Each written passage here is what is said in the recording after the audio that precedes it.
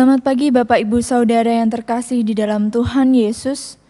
Bersyukur atas kasih-Nya hingga saat ini kita masih diberi kesempatan untuk beribadah kepada Tuhan di rumah masing-masing. Jemaat sekalian, saya undang untuk bangkit berdiri.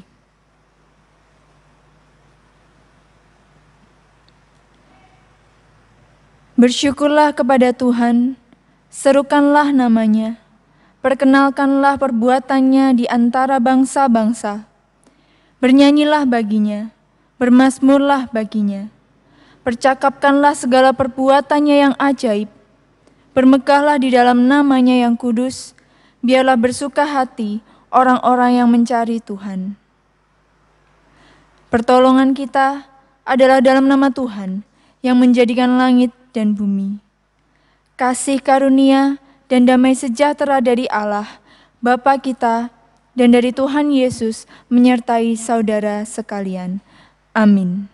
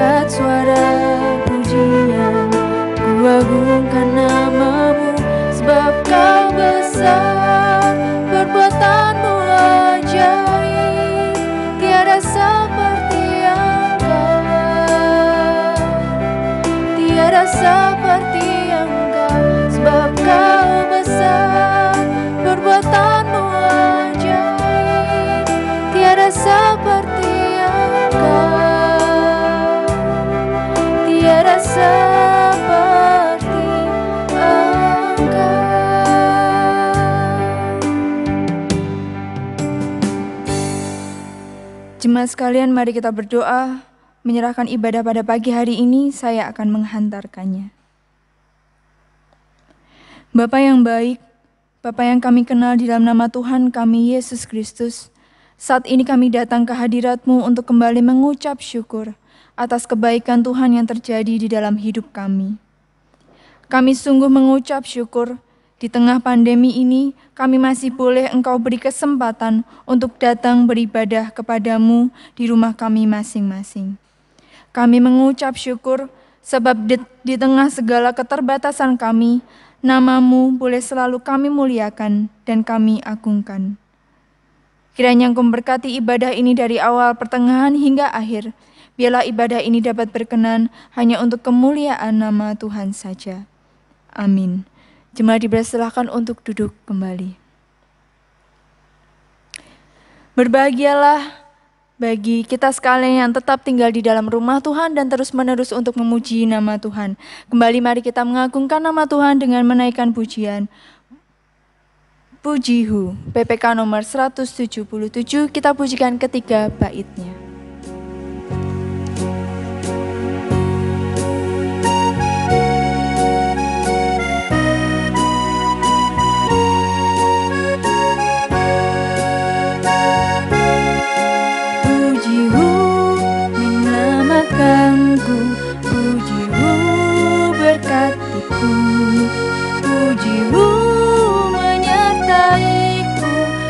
puji-Mu menguatkanku, puji-Mu saat yang indah, puji-Mu saat susah, puji-Mu hapus air mata, puji-Mu yang beri menang.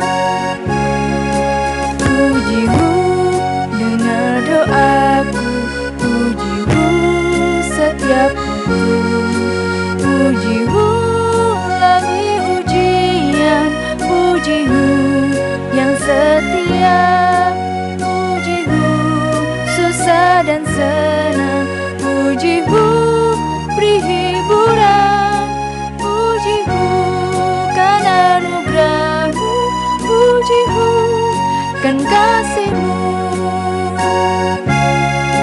puji-Mu beri bunga mawar meski mawar berduri, puji-Mu untuk segala berkat, puji-Mu senantiasa, puji-Mu senang dan susah, puji-Mu beri sentosa, puji-Mu beri pengharapan, puji-Mu selamanya.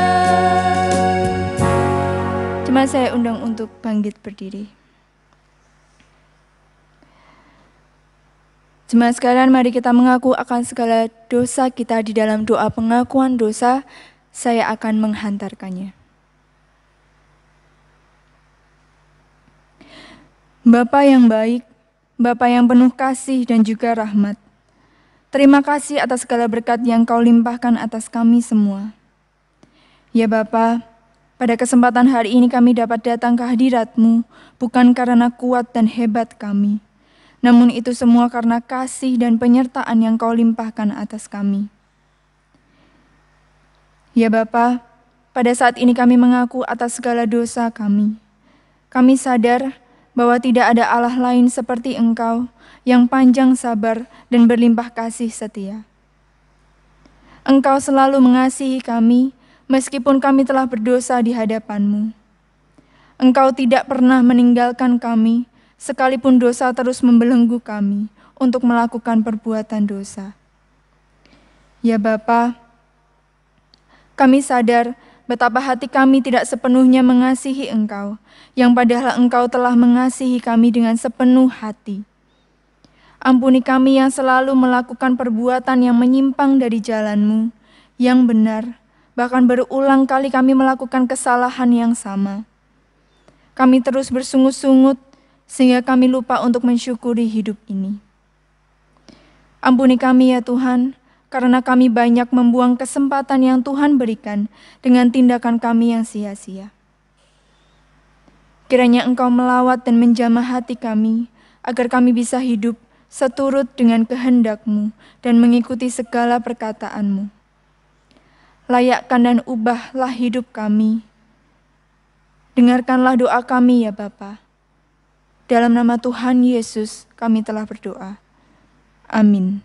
Jemaat dipersilakan untuk duduk kembali.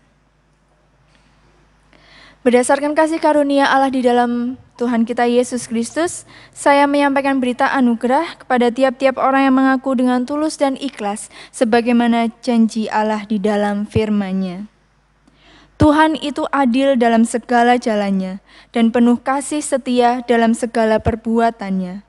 Tuhan dekat pada setiap orang yang berseru kepadanya, pada setiap orang yang berseru kepadanya. Dalam kesetiaan, Ia melakukan kehendak orang-orang yang takut akan Dia, mendengarkan teriak mereka minta tolong, dan menyelamatkan mereka. Tuhan menjaga semua orang yang mengasihinya, tetapi semua orang fasik akan dibinasakannya. Marilah pada waktu ini kita juga mendengarkan petunjuk hidup baru, sebagaimana tertulis di dalam Efesus 4 ayat 31 sampai 32. Segala kepahitan, kegeraman, kemarahan, pertikaian, dan fitnah hendaklah dibuang dari antara kamu. Demikian pula segala kejahatan. Tetapi hendaklah kamu ramah seorang terhadap yang lain, penuh kasih mesra, dan saling mengampuni, sebagaimana Allah di dalam Kristus telah mengampuni kamu. Jemaat sekalian, kembali mari kita mengagungkan nama Tuhan dengan menaikkan pujian PPK nomor 134, Tuhan memegang pimpinan.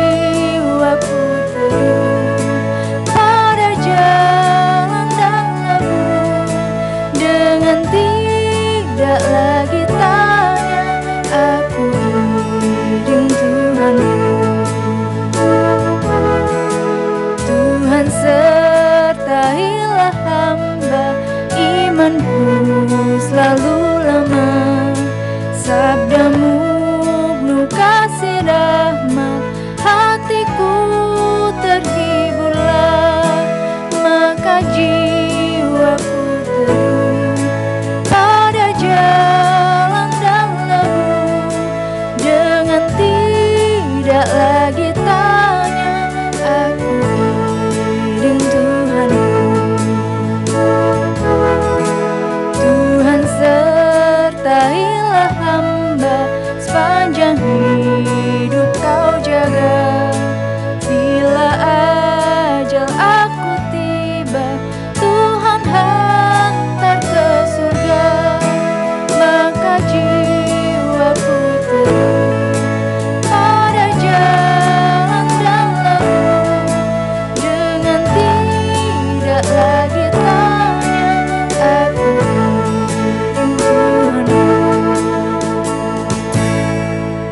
Saudara-saudara sekalian, saya undang untuk bangkit berdiri. Bersama dengan umat kudus Allah sepanjang abad, mari kita mengikrarkan iman kita yang sebagaimana bunyinya. Aku percaya kepada Allah, Bapa yang Maha Kuasa, Khalik langit dan bumi, dan kepada Yesus Kristus, Anak-Nya yang tunggal Tuhan kita, yang dikandung daripada Roh Kudus, lahir dari anak darah Maria, yang menderita sengsara di bawah pemerintahan Pontius Pilatus, disalibkan, mati dan dikuburkan, turun dalam kerajaan maut. Pada hari yang ketiga, bangkit pula dari antara orang mati, naik ke surga, duduk di sebelah kanan Allah, Bapa yang Maha Kuasa, dan dari sana Ia akan datang untuk menghakimi orang yang hidup dan yang mati. Aku percaya kepada Roh Kudus, gereja yang kudus dan am, persekutuan orang kudus, pengampunan dosa, kebangkitan tubuh, dan hidup yang kekal. Amin. Jemaat dipersilakan untuk duduk kembali. Sebentar lagi kita akan mendengarkan firman Tuhan yang nanti akan disampaikan oleh Bapak Pendeta Samuel Sugeng.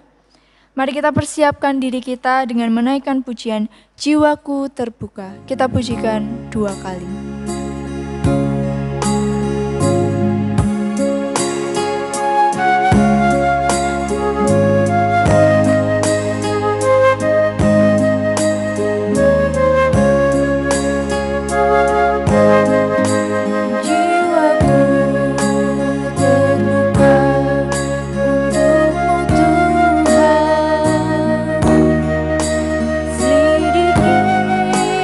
Nyatakan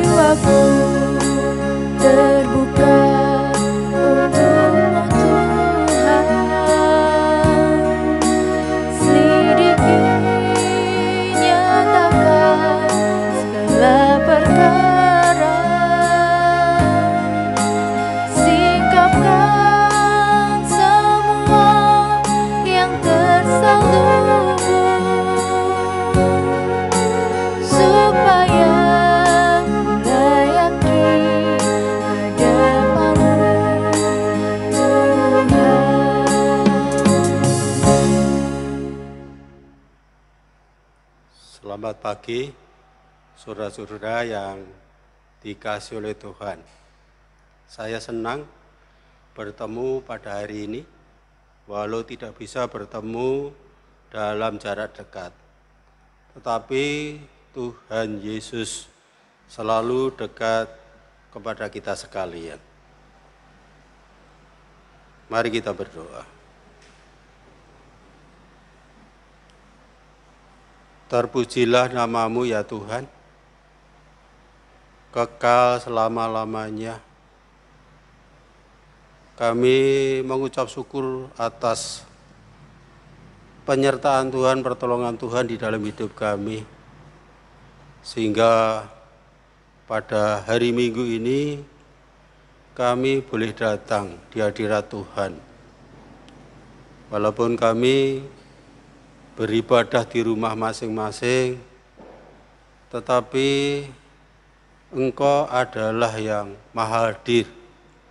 Engkau hadir di tengah-tengah keluarga kami masing-masing untuk datang menyembah, beribadah kepada Engkau, satu-satunya Allah yang benar. Kami menyerahkan ibadah ini di dalam kami merenungkan firman Tuhan. Tuhan sendiri yang berbicara di tengah-tengah kami dan memberkati kami. Karena doa kami alaskan di dalam satu nama Tuhan Yesus Kristus, Allah dan Juru Selamat kami yang hidup. Amin. Pengakuan iman rasuli yang akan kita pelajari pada pagi hari ini adalah bagian yang keempat. Yesus menderita sengsara pada waktu pemerintahan Pontius Pilatus. Disalibkan, mati dan dikuburkan. Turun ke dalam kerajaan maut. Saudara-saudaraku yang dikasihi Tuhan, mengapa Yesus menderita sengsara pada waktu pemerintahan Pontius Pilatus, disalibkan, mati, dan dikuburkan dalam kerajaan maut? Oleh karena Yesus menderita sengsara. Sejak ia datang di dunia sebagai pemilik segala sesuatu, ia datang untuk menolong ciptaannya yang menderita. Tetapi apa yang diciptakannya itu menolaknya. Ia telah ada di dalam dunia dan dunia dijadikan olehnya. Tetapi dunia tidak mengenalnya. Ia datang kepada milik kepunyaannya. Tetapi orang-orang milik kepunyaannya itu tidak menerimanya. Pada waktu lahir sebagai manusia, berada di tempat yang tidak layak, lahir di kandang binatang. Hidupnya miskin sebagai anak tukang kayu. Ketika ia mengajarkan kerajaan Allah, selalu dilawan, ditentang oleh para imam kepala, ahli Taurat, para orang Farisi, dan orang-orang Saduki. Bahkan dia dikhianati oleh muridnya sendiri. Diadili dengan tidak adil, dengan tuduhan palsu, saksi-saksi palsu, dihukum tanpa kesalahan sedikit pun. Disiksa tanpa peri kemanusiaan, ditampar, diludahi, dipukul, didera tanpa batas. Dijauhi hukuman mati, yang tidak layak dengan kesalahannya. Dihukum seperti penjahat, pembunuh dan perampok. Kesengsaraan sudah dinubuatkan ratusan tahun, bahkan ribuan tahun sebelumnya. Kekuatanku kering seperti beling, lidahku melekat pada langit-langit, mulutku dan dalam debu maut kau letakkan aku. Sebab anjing-anjing mengerumuni aku, gerombolan penjahat mengepung aku, mereka menusuk tangan dengan kakiku. Segala tulangku dapat kuhitung, mereka menonton, mereka memandangi aku, Mereka membagikan pakaianku di antara mereka, dan mereka membuang undi atas jubahku.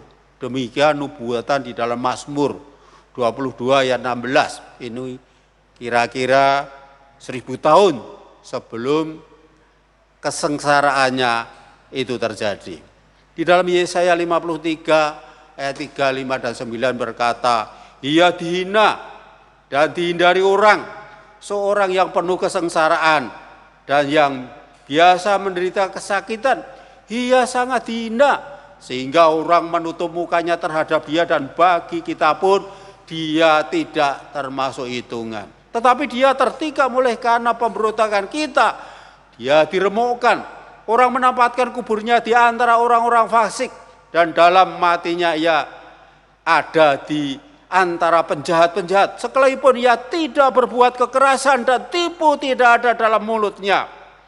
Saudaraku yang dikasihi Tuhan, juga Daniel menuliskan sesudah ke-62 kali 7 masa itu ia disingkirkan. Seorang yang telah diurapi padahal ia tidak ada salahnya apa-apa. Sedangkan Sakaria berkata, hei pedang, panggillah terhadap gembalaku, terhadap orang yang paling karib kepadaku. Demikian firman Tuhan semesta alam. Bunuhlah gembala sehingga domba-domba bercerai-berai. Aku akan mengenakan tanganku terhadap yang lemah. Hal itu terjadi, saudaraku yang dikasihi Tuhan, dinubuatkan di dalam perjanjian lama. Berwujud darah sebagai korban pendamaian. Kesengsaraannya menggantikan manusia yang berdosa supaya didamaikan oleh Allah. Tuhan Yesus telah mencurahkan darahnya. Sedangkan ajaran pengakuan iman Rasuli bagian yang keempat, butir yang kedua, Yesus telah mati. Kitab suci menulis Yesus sungguh-sungguh mati, bukan pisan, bukan pura-pura mati, bukan mati suri. Fakta ini ditulis dalam kitab suci. Namun juga di dalam sejarah umat manusia di dunia, khususnya dalam sejarah gereja, ketika Pontius Pilatus memerintah sebagai wali negeri di provinsi Yudea, dia adalah seorang yang mencuci tangannya, tanda tidak bertanggung jawab atas hukuman mati Yesus, padahal di bawah tanggung jawabnya.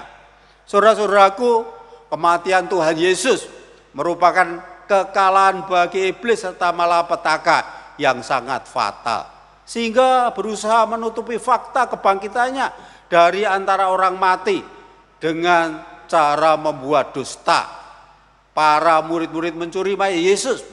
Ini bisa kita baca di dalam Matius pasal yang ke-28 ayat 12 sampai 15. Pada abad yang ke-15 muncul Injil palsu atau Injil Barnabas berbahasa Itali, terdiri dari 222 pasal. Dongengnya berusaha menyatukan keempat Injil, tetapi ceritanya sangat kacau. Paling sedikit ada 19 yang bertentangan dengan fakta Alkitab, baik secara tulisan, geografis, ayat-ayat yang tulis secara serampangan. Semua itu menyudutkan agama Kristen dan berusaha untuk menjatuhkannya. Khususnya pasal 112 mendongengkan Yesus tidak mati karena Allah mengambilnya dari pergaulan di bumi. Saudara-saudara, iblis yang sudah dikalahkan oleh Tuhan Yesus di dalam kematiannya bagaikan singa ompong, bagai seekor kalajengking, tidak mempunyai sengat lagi. 1 Korintus pasal 15 ayat 56. Pengaruh bisa dipatahkan dengan pedoman firman Tuhan yang benar. Ajaran para rasul Tuhan yang sudah dipadatkan di dalam pengakuan iman rasuli. Jadi semua ajaran-ajaran palsu bisa dipatahkan jikalau kita orang-orang Kristen selalu megang pengakuan iman rasuli bahwa Yesus menderita sengsara pada waktu pemerintahan Pontius Pilatus, mati dan dikuburkan, turun ke dalam kerajaan maut. Mengapa? Karena Tuhan Yesus sudah mengalami kesengsaraan sejak dia lahir sampai matinya ya penuh dengan kesengsaraan, itu terjadi juga karena sudah dinubuatkan di dalam perjanjian lama. Yang kedua, mengalami kematian, artinya dia sungguh-sungguh mati.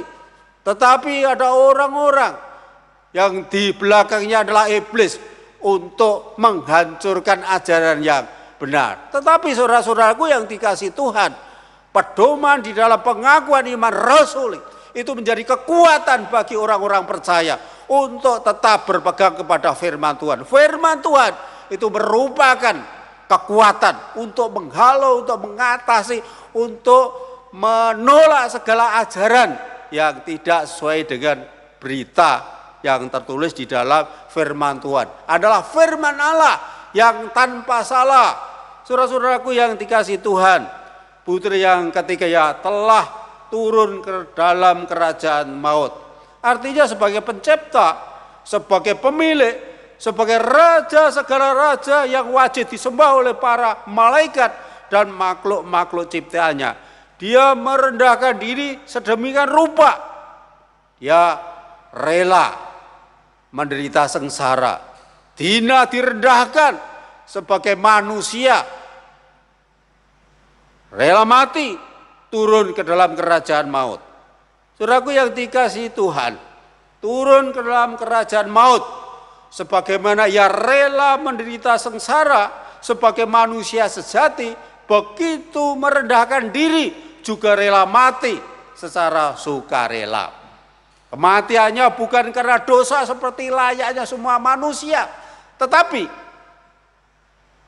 dia merendahkan diri, memikul dosa-dosa manusia. Jadi kalau semua manusia di bumi mati itu karena upah dosa, tetapi Tuhan Yesus Kristus mati untuk memikul dosa-dosa manusia di dunia ini. Kematiannya bukan upah dosa seperti manusia, tetapi kematiannya dikehendaki oleh Bapaknya. Yesus berkuasa menyerahkan nyawanya dan juga berkuasa untuk mengambil nyawanya kembali. Itulah sebabnya ketika Pontius Pilatus sebagai penguasa yang memiliki hak prerogatif berkata, maka kata Pilatus kepadanya, tidakkah engkau mau bicara dengan aku? Tidakkah engkau tahu bahwa aku berkuasa untuk membebaskan engkau dan berkuasa juga untuk menyalibkan engkau? Yesus menjawab, engkau tidak mempunyai kuasa apapun terhadap aku. Engkau tidak mempunyai kuasa apapun terhadap aku, jikalau kuasa itu tidak diberikan kepadamu dari atas. Sebab itu dia yang menyerahkan aku kepadamu lebih besar dosanya. Saudaraku yang dikasihi Tuhan, itu tertulis di dalam Yohanes pasal 19 ayat 10 sampai 11. Sabdanya, Bapa mengasihi aku, oleh karena aku memberikan nyawaku untuk menerimanya kembali. Tidak sah seorang pun yang mengambil daripadaku, melainkan aku memberikannya menurut kehendakku sendiri. Aku berkuasa memberikannya dan berkuasa untuk mengambilnya kembali. Inilah tugas yang kuterima dari Bapakku. Yohanes 10 ayat 17 sampai 18. Jadi manfaat kesengsaraan dan kematian Tuhan Yesus bagi orang-orang percaya itu murka Allah diredakan. Gunanya, manfaatnya, kesengsaraan dan kematian Tuhan Yesus bagi orang-orang Kristen, bagi orang-orang yang dipilih, bagi orang-orang yang diselamatkan adalah murka Allah diredakan. Maksudnya dosa-dosa kita ditutupi oleh kesengsaraan serta kematiannya. Hal ini merupakan perwujudan kasih Allah. Kristolah yang menyingkirkan penghalang kasih Allah tersebut.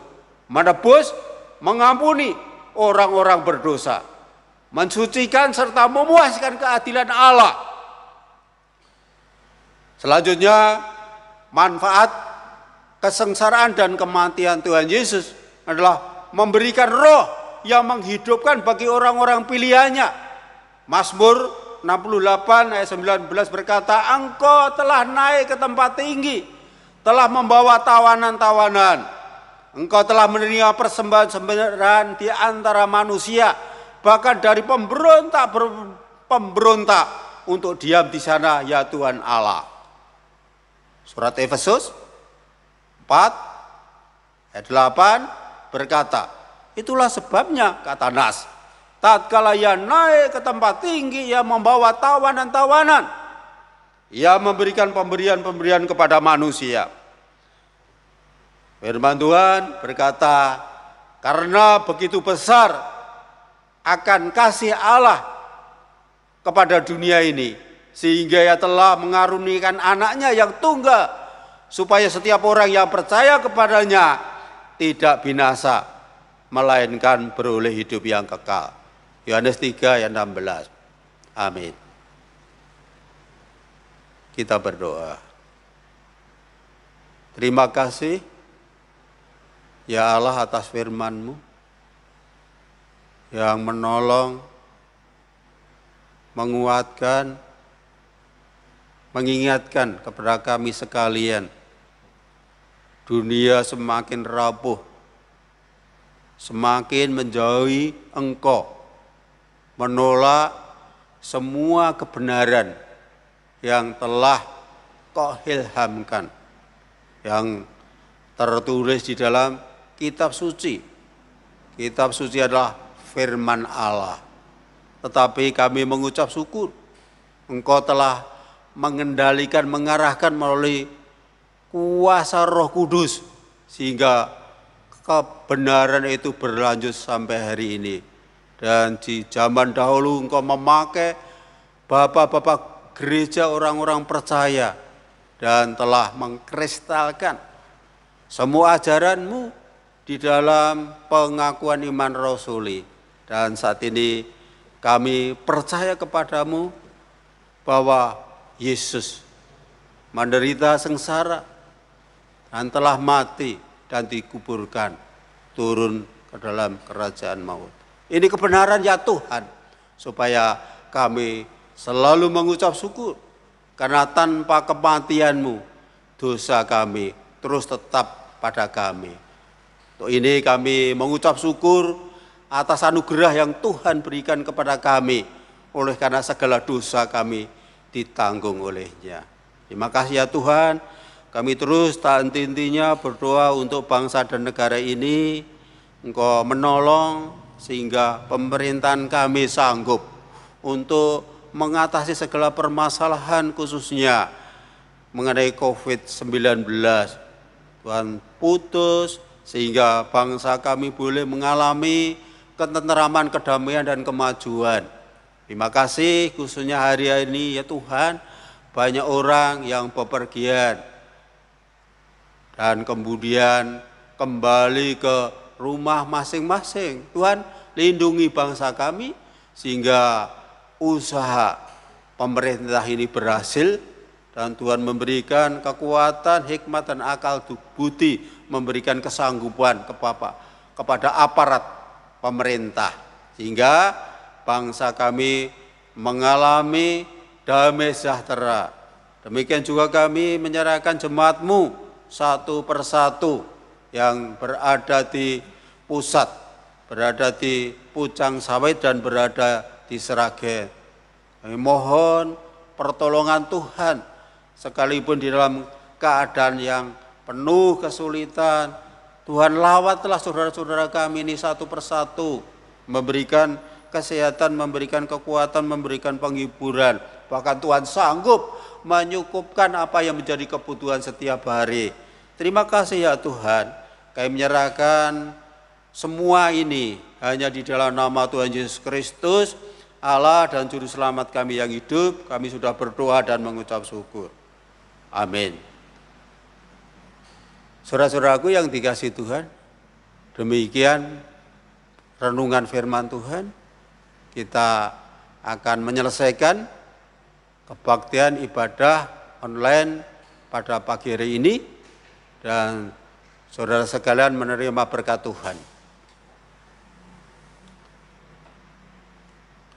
turunlah anugerah dan damai sejahtera dari Allah Bapa yang Maha Kuasa, kasih Tuhan Yesus Kristus dan persekutuan Roh Kudus dari hari ini sampai selama-lamanya. Amin.